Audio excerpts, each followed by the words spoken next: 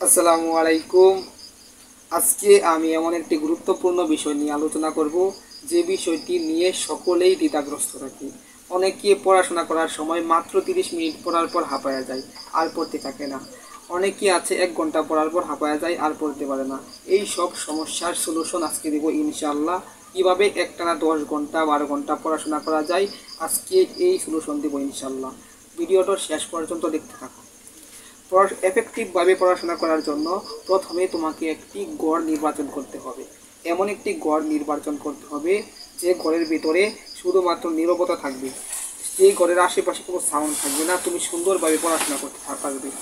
ঘরের বাইরেও যদি কোনো সাউন্ড হয় তুমি খুঁজ পাবে না, এরকম একটা গড় নির্বাচন করতে হবে। এবং পড়াশোনা করার সময় তোমার সাইডে একটি পানির বোতল রাখবা। যখন পড়তে পড়তে ক্লান্ত হয়ে যাবে, ঠিক ওই সময় পানির বোতল থেকে পানি পান করলে মাথাটা আগের মতো ফ্রেশ হয়ে যাবে এবং পড়াশোনা করতে পারবে। পড়াশোনা করার জন্য প্রয়োজন হলো একটি টেবিল। যে টেবিলটা থাকবে সাজানো গোছানো। তোমার বইগুলো এমনভাবে সাজানো থাকবে যে পড়াশোনা করার সময় তোমার প্রয়োজনীয় বইটা তুমি সেখান থেকে কালেক্ট করে পড়াশোনা করতে পারবে।